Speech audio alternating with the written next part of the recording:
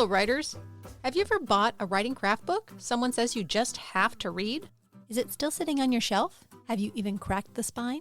That's totally me. Don't ask Renee how many craft books she owns. Why do we keep buying these books we never read? We all want to improve as writers, but that's hard to do alone. That's why we started the Words to Write By podcast, to tackle these books together, chapter by chapter, and learn from their advice. Or not. Sometimes they're wrong. Hi, I'm Renee Nelson, former college writing instructor turned full-time writer and podcaster. After many years, I finally have a complete draft of my memoir. And I'm Kim Smugado, author of the humorous fantasy novel Our Comeback Tour is Slaying Monsters, which is the first book in the Boy Bands and Dragons series, released by Riverfolk Publishing. And now, on with the podcast.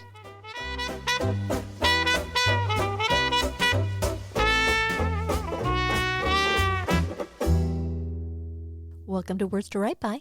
Hey, how's everyone doing? When I'm actually reading this book, I don't like it at all, but when I listen to the recordings, I really do. So the last episode blew my mind. It sounded great. yeah, it did. It's a very interesting book. All I feel like is I'm just a complainer from Complainer Land. Like I'm just shitting all over this book. But It sounds great on the episode. Yeah. Good job, Kim. I think that says something about your podcasting editing abilities. I'm a good editor. You are. So we are, if you don't know, reading The Artist Way, A Spiritual Path to Higher Creativity by Julia Cameron. Internationally best-selling author. Yes. If you are a writer and would like to talk to other writers about writing, come check out our process group. Yeah. Every Wednesday, 5 o'clock, Pacific Standard Time. You can find it on the website and you can find it on Meetup. On with the book. So we've been doing one chapter per episode, even though we've been meeting like every other week. However, today we're going to try to do two. We're going to do week 5 and week 6. So initial thoughts about week 5? There is so much blah, blah, blah magic BS. I don't know. Is she publishing her morning pages? I feel like she spends the beginnings of her chapters at like a podium. Mm-hmm. Like she is some kind of guru. I don't know. How do you feel? What's your general impression of recovering a sense of possibility? I do feel like she definitely rambles. This is not a organized, you do this, you do that. It's all over the place. The main message I got from the first part of chapter 5 was trust in God, in the spiritual position of having an unlimited bank account. Most of us never really consider how powerful the Creator is. It's also judgy. If you don't believe, something's wrong with you. You did this to yourself because you didn't believe in God. God can give us help or can give us or help us. We are stingy with ourselves, and if we receive a gift beyond our imagining, we often send it back. So it's like you're rejecting God, so that's the reason why things aren't working out. Because if you just let God do their stuff. Yeah. But it just, doesn't it feel judgy? Like I'm trying to figure out where it's coming from. How do you see it? What's pinging you on the judgy? It's almost like she's making claims about me. Okay. You know, if it's not working for you, you're the problem. Well, this is a self-help book. You obviously have a problem and you're coming to the self-help book. I feel like she's trying to do the whole tough love thing, but it's just rude. In Julia Cameron's world, you have a God, and as soon as you open yourself up to being an artist, the God will shower you with opportunities and all sorts of stuff, and things will work out. That's basically this idea that the first step is just to get past yourself and open yourself up, and then suddenly everything good happens. And then if you open yourself up and you reject the good things that happen, then you're going to get screwed too. So it's implying that if you've been an artist and things aren't working out, that obviously you've been messing up in not accepting the good stuff that should be coming your way. I think it is touching on a thing that I've had an issue with for a long time. It is very odd, but I take things literally. And for someone who majored in poetry, that's hilarious. I'm the last to get it. I'm always trying to find the point. I can't quite nail down a bead of water. And this whole like give yourself up to God thing, it's so pervasive. I don't understand it. Does this make any sense? I can totally see that reaction. I kind of breezed over this too because it's just like, this isn't me. This isn't the person that I am. So obviously this isn't going to have any effect on me. Looking back at it afterwards, I think what this part of the chapter is about belief. And you can have it be belief in God, or you can have it be belief in yourself. One thing about artists is that they persevere with a certainty that really sometimes seems beyond their actual talent or skills. There are people out there that they believe that what they produce is the best thing ever, and they'll keep pushing it. They'll keep praising it. They'll keep doing it, Even though for me personally, I'd say, well, that isn't really good enough to do this thing. I don't necessarily believe in myself. I don't believe in my art. But one successful route of artists is to totally believe in themselves, to totally believe that the world will open up for their wonderful art and just keep going ahead. I like that a little bit better. Just to believe that it's going to work out. Yeah, and it's frustrating because like, how do you tell someone they have to believe if you don't believe in yourself? Like it's almost like a mindset. It's your affirmations that you're going to plug into your mind until you kind of wipe out that cynical bit and you just move forward. Yeah. So I think my brain is thinking of the time I felt like I was closest to that. And this is when I started going to college because I told myself, I can't get ahead. What do rich people do? Well, the one thing that keeps them all like tied together is they all chose college. So the whole time I'm in college, every time I had doubts, like, is this actually going to amount to anything? All of this work, I would just tell myself, it worked for all of them. It's going to work for me. It's going to be fine. This is the path I'm choosing right now. And I just have to trust in the process. And so I never thought about it in terms of belief, but it worked to quell my doubts. One of the tricks of a good teacher is you trust them to take you through the process. Because it's not necessarily hard, it's not necessarily easy, it doesn't always make sense, and you are trusting that there's a reason for this, and if you make the effort to be there in the class, to listen to them, to do the work, that it's all going to come together. Right. And I wonder if a lot of my neuroses comes from feeling duped. Like I put all my trust in this thing, and in the end, I didn't get set free. I feel like I got set up. You had some pretty strong expectations. No, I think my expectations were reasonable. I didn't expect to make $1 million. I just wanted a full-time job. I didn't expect after all that education and effort that I would become a gig worker for the state as an adjunct teacher. So that's pretty much what you are. I thought I wouldn't be treated so flippantly. I'm just bitter. I know I'm bitter. I think this is a good place to work here. There is an aspect of people that go to Ivy League schools that because they went to the Ivy League school, that things will open up for them. I mean, you've kind of run into that. But at a certain point, you lost belief that your degrees were going to push you forward. Yes. But for those individuals that somehow have in their head, I don't know, they went to Cornell, and I'm reminded from Andy in the office, that kind of belief that I went to Cornell and I got this degree, so all this stuff's going to work out. He always keeps that. He never loses his faith that his degree is going to mean something. And I think at a certain point, you lost faith. Oh, yes. Yeah. So I think maybe I figured it out just now by talking through it. I understand this whole faith thing. Yeah. Not in God, but the fact of it. That you just trust that it'll work out. And you keep going with that trust. And the problem is when you lose that trust, then you're screwed. Well, yeah, it opens you up for like predicting all of the doom. You can't ever be certain. And so you're afraid to move. Well, if you've trusted something and it lets you down, it's very hard to go back to trusting it. Anything, really. You can't trust anything. Yeah, it feeds into. So what about you? Okay, so that was that. I posed it to myself. Now, I told you I was going to ask you that question. What do you think about that? Like, what was your moment or an example that's not God that you put your faith in something? I could be sappy and say my husband. No, you can be you. No, I picked school. You in an institution of marriage. And not just that. I think when I met my husband, it wasn't love at first sight, but it was a genuine like at first sight. And it kept going. And I remember very soon into, and this is the early stages, I was giddy and happy and upbeat in a way that I'd never imagined myself to be. That rush has ebbed and flowed. Even now, there is just this trust that I've got this other person that's going to be there for me and is going to support me. And it's just like, I have my faith in other people. And I've got some very good people in my life. I've got some faith in you too. Oh, thank you. Some sort of good people. But so that's belief that you need to have as an artist, according to Cameron. You have to have that belief in your art. I wonder how I could regain a sense of that. She doesn't tell you in this book. No, that's the problem. So I have to figure it out on my own, which is annoying. Also, I've started just like removing the word God and thinking of process. Because at least it doesn't anger me as much when I think, some of you may be thinking that this sounds like a magic wand chapter. I pray and presto. Sometimes that is how it will feel. I'm sorry, I just don't trust you, Julia Cameron. But if you replace God with process, if we learn to think of receiving the process as good, as being an act of worship, you can't do that one. Okay. Remembering that the process is our source, and energy that flows, that likes to extend itself, we become more able to tap our creative power effectively. See, that works. Yeah. I think this is about belief. This is about believing in something beyond what you can prove. Believing that you can be an artist is a pretty big leap. And if you're wondering, dear listener, what's in this chapter, because we're not actually talking about anything specific, neither does she. There's nothing here. It's so hard to talk about anything specific from this chapter, at least this beginning. So at the end of this first section, which is called Limits, it says, experiment with the 2-step process. Ask for answers in the evening, listen for answers in the morning, be open to help. So that would be, in a way of believing in yourself. Ask yourself for answers to the problems you're having with your art. And see if in the morning, when you're writing your morning pages, if you get an answer. I thought I wasn't supposed to have prompts.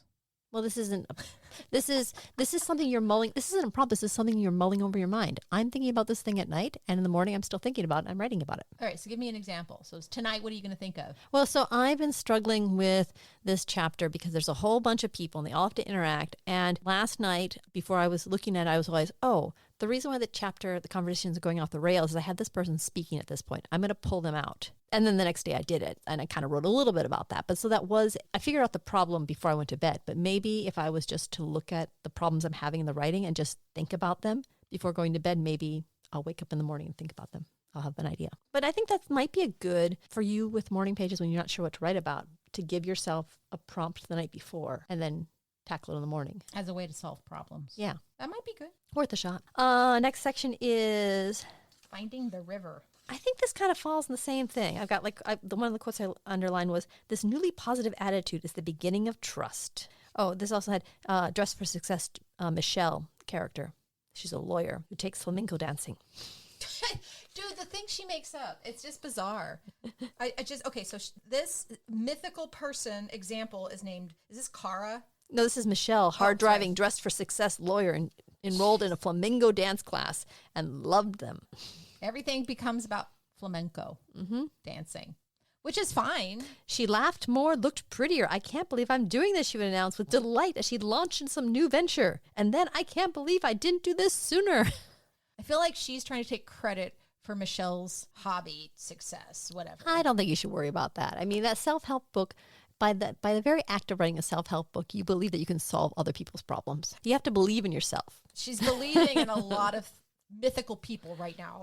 And asking us to do the same thing does sound a bit like religion. For a logical take, when you're surrounding yourself by a bunch of creative people engaged in creative pursuits, it's going to feel easier for you to do it as well.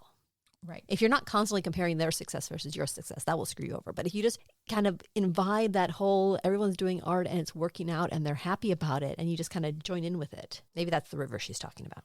So there was one good thing in here that I thought was cool. She says, by holding lightly to an attitude of gentle exploration, we can begin to lean into creative expansion. By replacing no way with maybe, we open the door to mystery and to magic. And I thought, oh, that's interesting. In what way have I said no way? And then can I say maybe? Yeah. She talks about treating yourself gently. And that's the other part, I think, of believing in yourself, is that if you have a stumbling block, you don't feel so bad about it because you know it's going to work out in the end. Versus if you don't believe in yourself and you have a stumbling block, then that's evidence that none of this is working and you shouldn't be doing art. I guess. I don't think she would ever say you shouldn't be doing it. I think she thinks everyone should be doing art. No, the idea is that if you have a belief in yourself as an artist and you have a setback, it's not going to hurt as much because you still believe it's all going to come together. It's just a setback. If you don't have that belief in yourself, you'll take a setback as evidence that you shouldn't be an artist. Right. And I think we've all felt that. I feel that all the time. Yeah. Yeah. Isn't that like imposter syndrome kind of too? Yeah, these things all kind of overlap, don't they? Yeah. It's all neuroses. This I thought also was a really good point she made, which I would agree with. She says, I want to say that while the footwork is necessary, I have seldom seen it pay off in a linear fashion. It seems to work more like we shake the apple tree and the universe delivers oranges. It's not a formula, which I kind of felt like the degree was a bit of a formula. And I was like putting my trust in the formula. But I don't think it's wise to look at it that way because obviously it will let you down. The fact that you almost never get recognized for the stuff that was the hardest or that you worked the most on or that you maybe feel is the best thing. It's going to be someone picking something else you did that maybe was even an easy thing to do, and they're going to say, this is fantastic. And you shouldn't feel like that demeans the real work that you're focusing on. It's just the way the world works. They're never going to give you credit for the stuff you think you're going to get credit for.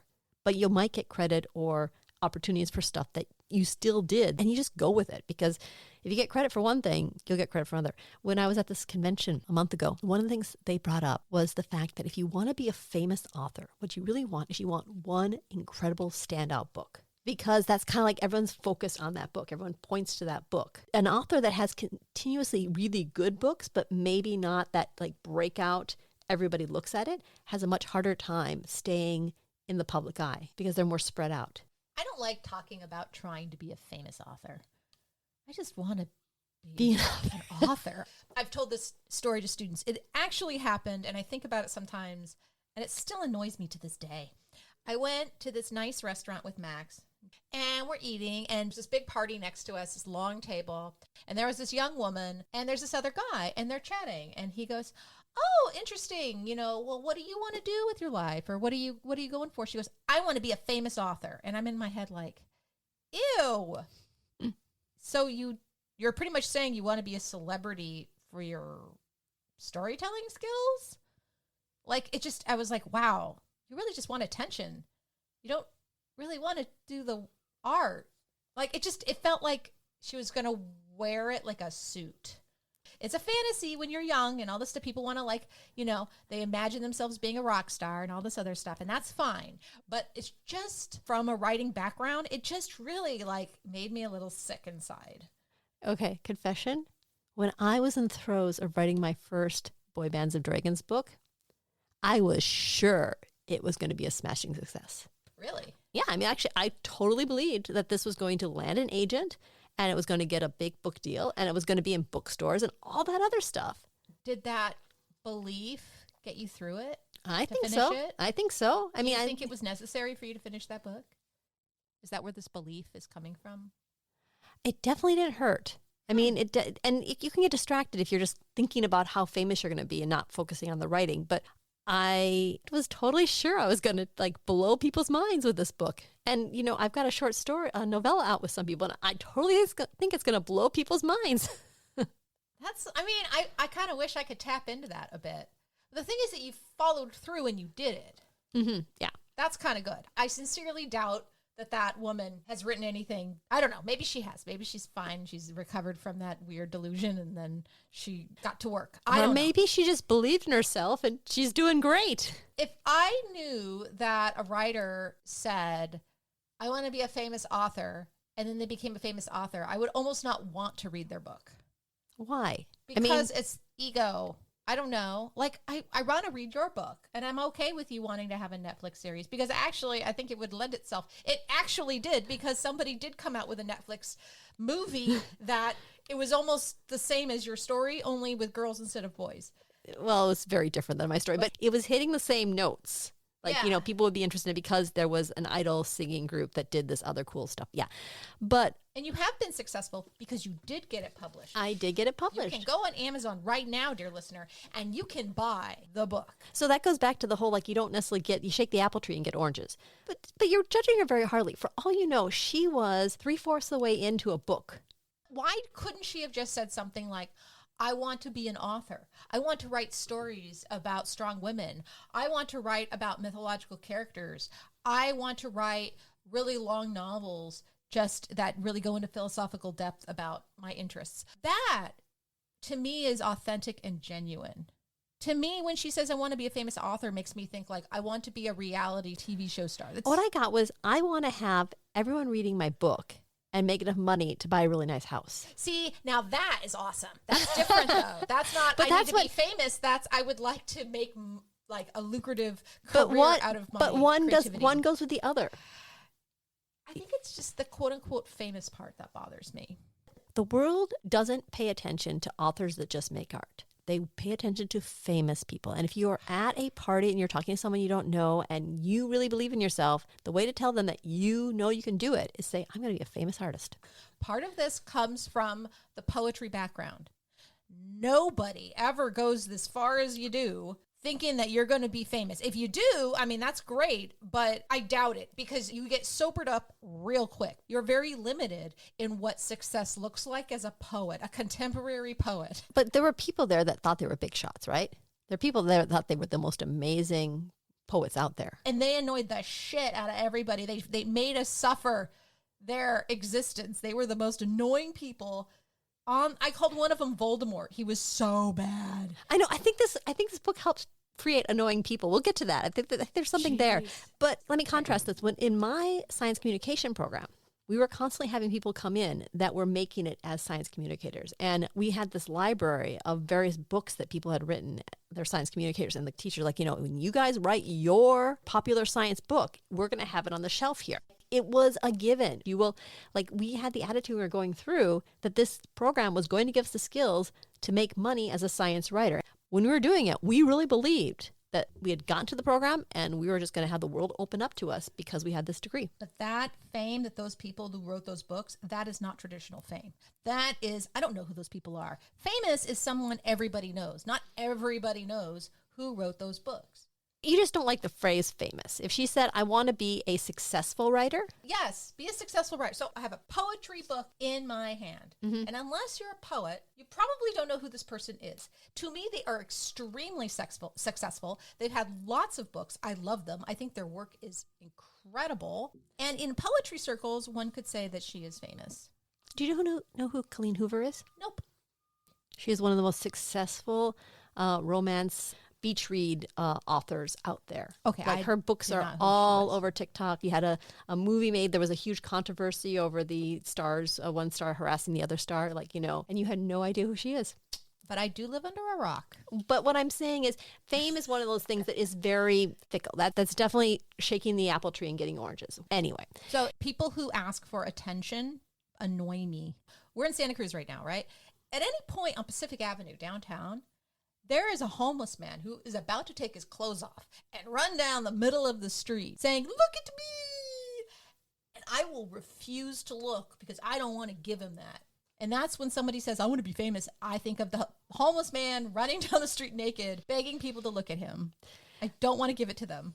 Renee, are you basically downgrading your expectations because you don't think you'll actually be able to make any impression with your memoir or this Frankenstein book? Yes, because it's probably not gonna, I don't know, take that so out. It's probably not gonna happen. So when you're doing stuff and something else comes up that you have to do, is it worth it for you to do this thing? No. When you get a setback? Yeah, I think you're starting to crack the code, the Renee code here. What this book is asking you to do is to have that kind of belief in yourself. Right. To be that kind of person. To say something at a party and have someone say, "My God, can you believe what she just said?" I don't know. We'll see. I'm just saying. Anyway, the author, by the way, if anyone likes poetry or would like to know the kind of poetry Renee likes, her name is Mary Jo Bang, and I'm reading a book called A Film in Which I Play Everyone. Isn't that the best title of a freaking book you've ever seen? Yeah, it's a good one. Actually, it got me to write a poem. I was reading this the other day, and I was like, I haven't written a poem in years, and I wrote a poem because of her poetry, because I love it so much, and she inspired me. This is the second poem. Here we all are with Daphne. You know who Daphne is from mythology. This will make more sense. First stanza. Here we all are at the waterfall, aligned and fixed like the stars overhead, that limited canopy under which the laughter of a cosmic joke echoes out into space.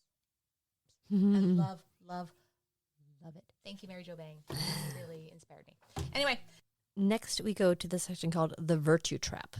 This part is basically about how you should take time away from your family and commitments and do your own thing, which is also a really important part of being an artist. Basically, being able to set limits and give yourself space to actually create. And if you don't have a job where you are obligated by your boss to do something, you will end up with a lot of free time or apparent free time for the people around you. And what she's basically saying is, an artist must have downtime, time to do nothing. Defending our right to such time takes courage, conviction, and resiliency. Such time, space, and quiet will strike our family and friends as a withdrawal from them. It is. Part of what makes an artist, or at least a successful one of the factors is that you have to be okay with being alone. And a lot of people are not. Okay, but this isn't what we're addressing here. What we're addressing here is you as an artist will want to be alone, and Yes. people will demand things from you that take you away from it. Right. If you are okay with being alone and you're not giving yourself that alone time, then it's going to rob you. And I totally understand that. I get it. It actually is a trap. Okay, so here's an example she gives. A man who works in a busy office may crave and need a retreat of solitude. Nothing would serve him better than a vacation alone, but he thinks that's selfish, so he doesn't do it. It wouldn't be nice to his wife. Yeah. It wouldn't be nice to his wife. No. The thing about it is that she is asking or she is recommending that you cut people out or you cut obligations out, that you do a little bit of like pushing people away so you can get your art done. You be selfish, Mm-hmm. despite how it makes other people feel. Mm-hmm. I totally understand that. From Julia Cameron, yeah, I get it. I get that. Some of these are problematic, though. The very next example. This actually bothered me a little bit, where it said it wouldn't be nice to his wife, because I said he probably works her ass off at home. That's why it wouldn't be nice. She's the one who needs the vacation. That's immediately why. Okay, then she goes into the next one. A woman with 2 small children wants to take a pottery class. It conflicts with some of her son's little league practices, and she wouldn't be able to attend as faithful audience. She cancels pottery and plays the good mother, seething on the sidelines with resentments. I've sat through Little League practices and yeah, I can totally, in games. Did you seethe with resentment? No, but I looked at my phone a lot. Oh. They are not an exciting place to be. Right. So would your son have noticed that you weren't there? Or is he in his adult life going to go, you know what? I would go to Little League and there my mom was. She was very faithful to my practice and dedicated her time. I mean, like when you are a parent and you want to be a good parent, this is not a good example because you're there because you want to support your kid. What she's not saying here, the support isn't that she's sitting in the bleachers listening to your kid. The support was that she drove him to the game. And then she, after the game, when he begged for food from the snack shop, you gave him a treat. And then she drove him back home afterwards. That's the stuff that actually is being required. The kid's not going to know if you're cheering or not. Oh, so But- yeah, okay. But I don't know. I've never been to a Little League baseball game, so I wouldn't know. they're really fun until they start pitching, and then it all goes to hell. Oh, geez. What this book is saying, at this stage, if you are really working, and I'm not always working as hard as I should, all that, been doing the morning pages, but you should be telling people, no, I'm not going to do this thing. You have to set up some boundaries. Mm-hmm. How do you do that? Do you have healthy boundaries, or do you find yourself like sabotaging yourself by sacrificing your own time for other people? Other than my immediate family, I don't have anybody else in Santa Cruz that relies on me. I think if you live close to your family, that you have a lot more obligations. Well, you have a family. You have to sacrifice. I do, yourself. but what I'm saying is I have friends that have like elderly parents, and that's a lot more obligation. Or people who have a child with special needs. There's being asked to help out and do stuff and saying, no, I don't actually get that many being asked to help out just because there's not many people around me that need a lot of help. So you don't have to defend your time? No, I don't. I think what I will do is sometimes I'll say, I don't want to cook dinner tonight. And basically I'll say, well, we're doing takeout or Magic's doing the dinner. So that's one of those things that I will say, I need some extra time to do this. Or I'm going to take a day of the weekend and just do writing. I'm not going to go out on an activity. You guys can go out by yourself. So that's me protecting my time. Like some of the examples of what people have their time taken away from, I don't have that nearly as much. It's just a couple of people and they're perfectly okay with me saying, today I'm going to work and write and you guys go do your thing. I do have some boundary issues, and mostly they're excuses. Like, I need to do this thing, and it's not that I really need to do it for that person. It's that I just don't want to face the page. But sometimes I have had to like put my foot down. I took a class once that conflicted with a weekend, and Max's weekends, he wants to play games. And if I'm doing that, I'm not hanging out with him, or I'm not playing board games. He doesn't like that. He's asking you to do something fun and you're not doing something fun with him. Exactly. And it sounds ridiculous. I'm going to go do something fun. Why would I not want to do that? Well, a lot of the classes that I wanted to take and all that took place on the weekends. Mm-hmm. And so it would eat up into our time, us time. And I had to make those choices. Unfortunately, it came with conflict. So I had to always defend it. She doesn't actually talk that much about conflict. She talks about people being disappointed in someone. Can you believe it? Fred used to be such a nice guy, always ready to help me out. Anytime, any place, I asked him to help me move this last week, and he said he was going to a play. When did Fred get so cultured, I ask you? So she shows a little bit of the blowback, but that's a very different thing. Like my friend is blowing me off as opposed to someone very close to my life, like perhaps someone I live with, is ticked off that I'm not doing something with them. And I think that's something she should have brought up, because you start putting your foot down creates conflict. Mm-hmm. And I'm surprised she doesn't bring any of it up, or much of it up, because it, especially as a woman, people are used to doing things. And when you finally start saying no, They don't like that. Right. She has a whole bunch of like exercises here about talking about what you want to do and what your thought of going and doing stuff, but very little of like, here's how you practice saying no. I think that would be a really great chapter in a book like this. Mm-hmm. You know, creative boundaries or boundaries to support your creative practice and how to negotiate dealing with the conflict that comes from that. I would read that book. Yeah, this would be a really good one. I'm sure there's some good books like that out there. I wanted to take one other counterexample to this, her idea about the time and commitments. In that program that I did, it was a year-long program. It was incredibly intense. We were working all the time, and it blew into everything. I was the one person in the program that had young children. Very early into it, I recognized that I needed to take one day of each weekend off to do something with my family. That was my hard line in the stand. Maybe I do a little bit of work around the edges, but the day activities was going to be with my family one day of the weekend. At a certain point, I was talking to other people about this, and while they didn't have kids, they had significant others. Suddenly, one other person was doing it, and one other person was doing it. And we decided that what was really important for us was to take some time to be with family and be with friends and be away from the program. So the counterexample is that sometimes those obligations, if you can manage them, if you say, this is the day I'm going to do stuff with people, are actually very helpful to your overall mindset. Do you think that taking that day off was a sacrifice for anybody? Like it made them less successful or it made them less productive, just taking the day off? The thing about this program was there was so much stuff that you were always behind. You were always just making deadline. You were always doing that anyway. I don't know if it was harder because we were taking the day off, but I think we were just in a better state to keep going. But you did fine, right? Mm-hmm. It didn't sacrifice much at all. What I'm trying to say is like you took the day off. Other people would be like, I can't take a day off. And you know what? You probably both ended up in the same place in the end anyway. So, right. So this is the counter thing about, she has the theory that if you keep saying yes to people, that you have to garden her off this time. But some part of gardening off the time is to say, okay, my class is on Saturday, Max, and on Sunday, we're going to play games. So that would be an example of how you might go about actually giving yourself private time versus public time. I think interacting with your family and friends is important for the artist too. We've been talking about all the fun stuff you're supposed to do. So, and a lot of more activities. And activities are really fun when you do with other people. She's going back on some of the advice she gave earlier. Can we move to page 100? There's some activities here, which is nice because I could sink my teeth into them and actually talk about actual strategies and whether they're any good. Okay. I don't know, unless you had some more. No, I think that sounds good. Okay, so she starts this part where she goes, are you self-destructive? I'm sure we all are in some way. And she goes, one quick way to ascertain the degree of drift is to ask yourself this question.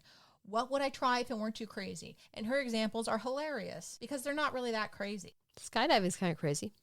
I mean, if you really want to do it, it's not. Scuba diving, I think it's crazy because it's hella expensive and scary. Belly dancing, Latin dancing. Why is that scary? I don't think scary means what she thinks it means because that's not scary. I would love to take like some dancing classes. That would be really fun. I like going to Dickens Fair and I like waltzing and shit. Have you? Yeah. Take dancing classes? A long time ago, I did take some ballroom classes, not very many, but I did go to the Peers Dance Organization. They teach you to waltz and teach you to dance. You show up in costume and then there's this huge ball. I've been to many of them. When was the last time? It has been a few years. Of the friends that used to go have moved. So we used to be a big group and we would go together. But now I just put my creative efforts into Dickens Fair, which you're going with me this year. Yeah. Okay. So it says when you get to the end of it, if your list looks pretty exciting, even if crazy, then you are on the right track. These crazy notions are actually voices of our true self. So did you write yourself a list? I do have some things. There's like a few things that I've always thought that I should do that are crazy. Okay. One of them is to spend lots of money and live in a dorm in Germany with other people wanting to learn German. And that's all you do is you speak German for 10 weeks or 3 months or whatever. And that's it. So that when you leave, you're at least semi-fluent in a short amount of time in a very extreme way. It's like an adult exchange. Yeah, I would totally do that. It is crazy though, because it's expensive and I would be so isolated and I wouldn't have my cats with me or my husband. What's yours? Do you have a crazy one? I moved my family to California. And we did actually go to a foreign country and do a language school there. You did? We did to Guatemala. And you had language school? A bit more than 2 weeks of a language school in Spanish. Okay. Did you learn a lot? No, I realized that I have absolutely no talents with foreign languages. So, we took the kids to Japan. That's kind of crazy. Like, redid this room. I've gotten to the point where I do a lot of crazy stuff, so I don't need to have a list. But there's a whole bunch of things you can fill in. Oh, yeah, I filled in a lot of them. One is she says, what would you do if it wasn't too selfish? And her examples are very dated. They're hilarious. She goes, buy the Poets Market and make a submission a week. Dude, no, duotrope. She does not go on the internet and she has not revised this book. Call my travel agent and check out France. Travel agents even exist anymore? Yeah, back in the day where you did not actually look for your travel reservations. You went to a desk and had someone, and you told them, I want to go to such and such place. And they said, well, let's see how you can get you on. There's the virtue trap quiz. I took that. The first question is, the biggest lack in my life is blank. What'd you say? I wrote external inspiration. I wrote focus. The greatest joy in my life is Magic and my kids. creating with friends. My largest time commitment is Sleep. cleaning and cooking. And meal prep. Yeah. If my dreams come true, my family will, Be happy for me? I said, be the same. I sabotage myself so people will, I couldn't come with that one. people will not know I'm not as good as I want to be. If I let myself feel it, I'm angry that I'm not productive. I am lazy. Pretty similar. Yeah. Okay. So that's kind of cool. I don't know what you're going at for, it didn't feel like fulfilling, but then there was the forbidden joys and exercise. And so you're supposed to list 10 things you love and would love to do, but are not allowed to do. I like that. Not allowed to do. Your list might look like this, and hers are hilarious because they're not that big of a deal. Carry a sketchbook? Really? Roller skate? Buy new cowboy boots. Streak your hair blonde? Anyway, what are your things? No, I just, yeah, I wrote some of the other ones there, but like, What else did you do then instead? I did some, but I kind of did them in like kind of that snarky way that I just like, You're over it.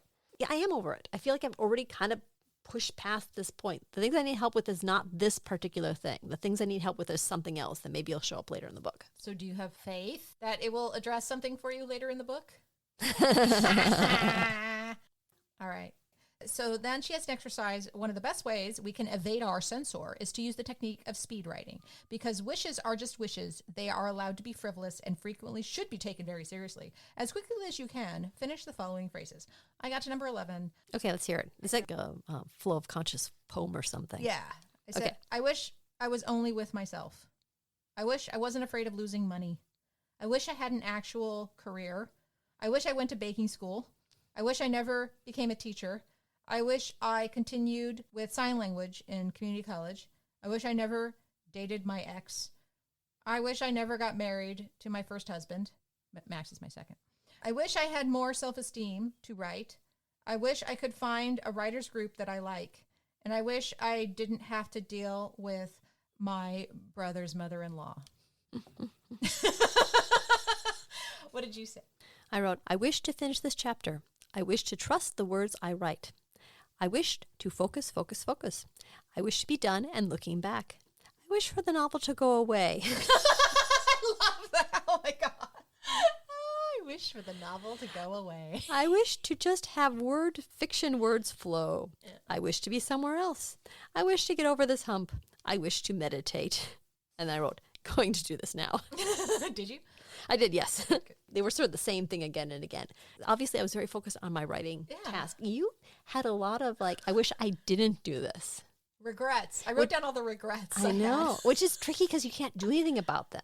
The one about like finding a writing group that you really get along with, a lot of things you have there are regrets. I wish I had not done this thing. Yeah. I love the one about the ex. That's a great one. Oh, I wish That's to be on a t-shirt. I wish I hadn't dated my ex. Dude. Yes. So my brain is actually caught up in this a lot, where I'm always like ruminating over stuff I can't control, which really sucks. Mm-hmm. And it's a really hard trap to get out of.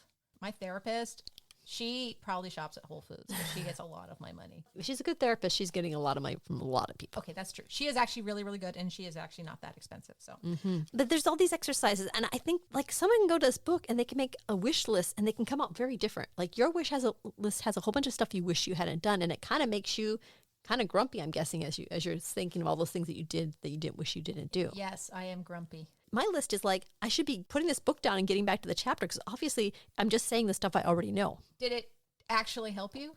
I had been trying to work through the enthusiasm, a bit of the belief in myself, a bit of the belief in the story, a bit of why I should love my book more. What I compared it to, I've got a new cookbook. I've got this amazing pasta cookbook, The 6 Seasons of Pasta. It is wonderful. And this is something I worked in meditation actually on. I was thinking about the feelings I had to make the new pasta, the excitement I had, the way I was waiting till the end of the day so I could make the pasta, or going to the store and getting the ingredients, or reading the list and saying, oh, I'm going to do this, I'm going to do this, I'm going to do this. And I'm trying to capture that enthusiasm and get the same enthusiasm for my book, because I'm always on my best time of writing when I'm that kind of enthusiastic. And that happens when I get to the end. I'm in the middle of the book. This is unsurprising that I'm frustrated with some stuff right now. What I'm getting out of this writer's way and meditation and just morning pages, I'm trying to get myself back to that enthusiasm level. And maybe it's belief too, but it's also just joy and delight in writing. When I'm at a point where I'm not delighting in writing, it's harder to do it. One tactic that actually does work for me, very few do now, but one that is working, activity that we did very early on in the podcast when we were doing Zen and the Art of Writing with Ray Bradbury. And there was this thing called Beginner's Mind that we stumbled upon and started doing stuff. And I did that little art course through a book. And the joy of that helped me. Like, it helped me actually experience joy in some creative process, in something that I was able to hijack that joy and impose it upon my writing project. So I'm actually doing that right now. I found this really cool YouTube person who's very inexpensive that does watercolor. And I never thought I'd do watercolor. It's not really a thing, but I really enjoyed watching her like daily activities. Like, these are really fun and simple and cute, and you achieve something right away. And I'm like, wow, yeah, that's really nice. Like, all the books tell you if you make a list and you check things off the list that your body gets a hit of dopamine, but that doesn't work for me anymore. Like, I'm like, that's not enough. That's not quality dopamine. But making a cute little thing for like a half hour with watercolor, it does for me. That to me is an achievement to do in the morning or whatever in the afternoon. And so I did. I bought the stuff and I have started doing some watercolor, and I paid her some money, like, $40. And there's this class that you can watch anytime, and she's delightful and it's fun. And I feel like I'm leveling up in this very superficial way that I have no desire to be a watercolor artist besides the fact that this is just fun. So when you are creating pasta, when you are making pasta from that book, it is like Renee baking. Yeah. It is like, oh my God, I am going to make a gingerbread house of horrors for my friend's party. Oh my God, I'm going to make the most amazing green lentil ragu for my family. I can't wait to see what this tastes like. Although the high schooler says he prefers the penny vodka to the lentil ragu. You fed a teenager lentils. Come on. There you go. Give him a break. Actually, so I was listing stuff of reasons why I get joy out of making pasta, not necessarily other food. And the other one I noticed is that I get a lot of immediate positive feedback from people about the stuff that I make. And because I take so long on a chapter to polish it up, I don't get that immediacy. I actually wrote this down. I haven't started doing this, but I think I need to pick a line or two that I write during the day that I really like, basically read it out to Matt check so I can get some positive feedback. Because by the time I've written the whole thing, I'll be in one part of the room and he'll be reading the other one. I'm just waiting for him to make some noise and say, what point are you reading? What words are that? What's going on? Where are you? I've been looking at the stuff so much. I want to get that immediate feedback. Yeah. So I think I need to look at the stuff I'm writing and pick a phrase or a sentence I'm proud of every day and read it aloud to him close to the time when I've come up with it. Weren't we using AI for this too? The immediate feedback? The AI helps me with figuring out stuff, but I've noticed the AI's gotten a lot less supportive of me recently. Uh-oh. Are you going to break up with the AI? No, I think it's doing good work. I think it's much more focused and like, well, this is the problem with this that you've done, or this is very confusing, or no, this isn't working out because of such and such. And then like when I put the new one, I say, oh, that's better there, that kind of stuff. But definitely it's gushing a lot less. Oh, that's good. Maybe that people are complaining about the yes man kind of stuff. I think probably, yeah. I've actually had a problem with Claude. I'm about to stop paying for them because when I use it, it takes forever for it to give me an answer. It used to be in less than a millisecond, and now it just makes me wait forever. Is it not doing that to you? Yeah, it's slowed down. What is going on? A lot of people are using it. Okay, well, if I have to pay for it and I have to wait that long, I'm just going to stop paying for it. I understand a lot of people are using it, but it's a product and it's a service. And if I have to wait, it's like Hulu, when you paid them to not watch the ads and then they started making you watch ads even though you paid for it. Goodbye, Hulu. I'm not going to do that. Well, you should try out one of the other ones and see if it's faster. I have noticed a slowdown. It means I have to pay more attention to the questions I ask and the responses that I get from it because it's not going to be quite so bump, bump, bump, bump, bump. How are your morning pages going? Not great. I'm not very good at them. I want to pet my cats and eat my breakfast and drink my coffee. I know it's probably something I should be doing. Mm-hmm. Also, speaking of morning pages, I discovered something. Are you reading them? I'm doing another project instead of writing my novel right now. I'm pretty awful, but I'm writing a script. And I was like, I always wondered what makes things funny, because I like to be funny, but I've never read a book on being funny. So I got a few books, and one of them is called How to Write Funny, and it's a horrible book. It's not good at all. Is it funny? No, there was one funny joke in it, but he did say something that made me realize, oh my God, there is an old school book on how to be a writer, and it predates every book that we have read. And he brought it up. He even mentions Julia Cameron, which is hilarious. Okay, so this author is named Scott Dickers. So he says, I recommend 2 simple exercises to cultivate your inner clown. The first exercise, I don't want an inner clown. Anyway. The first exercise is the morning pages. Write for a half hour every day without stopping, no matter what you're writing and no matter how bad you think it is. It doesn't have to be in the morning, but morning tends to work best for a lot of writers. This is an extremely helpful habit for writers to tend to be more of an editor. Then he goes on. This exercise comes from Dorothea Brandt's School Marmish book, Becoming a Writer. That would have been a good one. We should have done that to Julia Cameron. Then he goes, Julia Cameron named it in her more user-friendly The Artist's Way. And you know what? It made me realize Julia Cameron is taking credit for morning pages when it is not her idea at all. She didn't just get this idea walking down the street. How do you spell the last name? Julia Brandt? Dorothea Brand. Brande. Brande. Is she in there? No. She's No. not. How about the book Becoming a Writer? Is that in there? So Brandt's not in the index. Reading list. Hang on. Burnett Brand. Okay. Yep. And she says the best book on writing I've ever found. That's what Julia Cameron said? Yep. So, okay, she does reference her. That makes me feel a little She doesn't reference. She has her on the reading list. Okay, well, this is where the morning pages that we attribute to Julia Cameron, it came from Dorothea Brand. Okay. Does that give you more faith in doing the morning pages? Yes. I think we should have done that book instead, now that I think about it. One thing you're mentioning there, and this is an issue I have with the morning pages, is continuous writing. I'm maybe not doing them right because I can't commit myself to doing a half an hour of not doing anything but writing continuously. You're not allowed to drink coffee? The idea is you're supposed to be continuously writing the entire time and not pausing or anything like that. That's not true. Maybe I've been doing it wrong. I drink my coffee. I'm going to pause and drink coffee. There is no way in hell I wouldn't do that. I may have misread it, but I don't think you're supposed to be just continuously writing without stopping. Have I been doing this wrong the whole time? He just there said that you were supposed to continually write for 30 minutes. But continually write, just keep writing. Yeah. If you stop for a second to drink coffee, you're still writing. Well, not really. That's what I was wondering. I mean, maybe that's the issue I'm running into. Obviously, not taking a single sip of tea is going to stop you, but there is stepping away from the actual writing, and like I'll do that for a minute or two here and there. So you've been doing this program for a while now. Do you think the morning pages are doing anything for you in the way that you're doing them?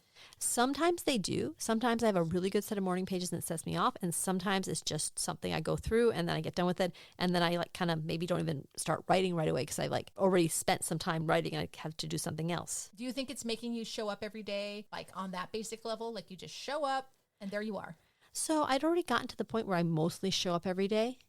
I don't feel like it's really boosted me that much. And maybe it's because I already was in a position of having a habit. Maybe one of the big things it does is it starts a habit for people. Well, just so you know, if Julia Cameron was here, based on the things she said so far, if it's not working, it's your fault. You were to blame. Well, that's what I'm saying. Maybe the pauses are what's doing it. This shouldn't be a torturous exercise. Oh, Renee, you torture yourself all the time with stuff. I know. So why would I add a new one? Add a new one and not sip my coffee? Maybe I just don't have that kind It says, always remember that your censor's negative opinions are not the truth. This takes practice. By spilling out of bed and straight onto the page every morning, you learn to evade the censor because there is no wrong way to write the morning pages. Okay? The censor's opinion doesn't count. Let your censor rattle on and it will. Just keep your hand moving across the page. I still don't take that literally. Okay. You might have to pause. Take a breath. Your hand might hurt. How literally are you going to take this? One way to say is that, I sit down and I don't stand up until I'm done with the 3 pages. That's fair. That's fair. But I'm still going to drink my coffee. I'm still going to go make it first. But you sit down and you don't move from the spot till you're done with your 3 pages. Yeah. Okay. Sometimes I give up partway through. I almost always start them. I don't always finish them.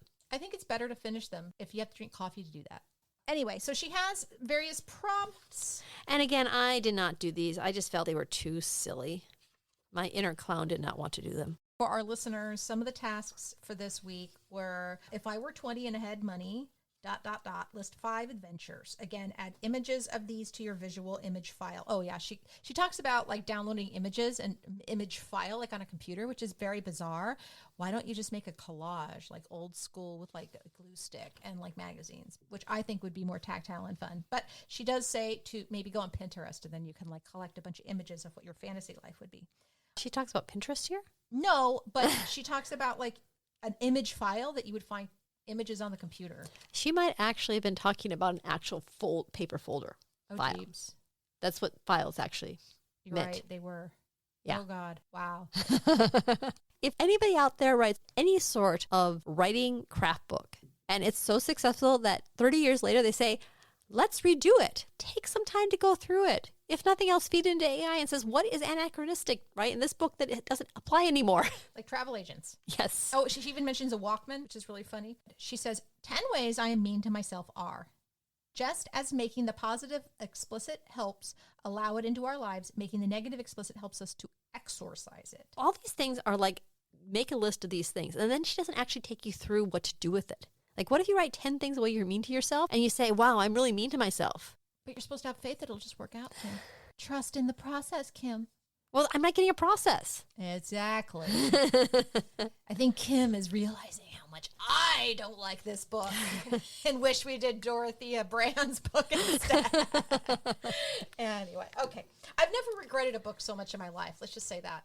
Really? This book annoys me in so many levels. I just get angry when I read it. See, I at one point tried to read some L. Ron Hubbard. I truly regret that. And I read, so there's some books I regret far more than this. Okay. So that was week 5. And originally we were going to do it all in one, but I think we're going to stop here. And yeah, I hope you all enjoyed this. It feels like this is like a weird therapy session that I have every week now. I feel there's something important here. This whole, you've got to believe in yourself. You've got to believe in your art. It's important. But boy, I'd like if there's some actual exercises to do that. Well, thank you guys so much for listening. And we will be back next week when we talk about money. Whee! Money. How fun. Can't wait. Words to Write By is produced by Renee Nelson and Kim Smiga-Addo. Our theme music is Roll Back the Carpet by Cool Cat Music. Have a great day.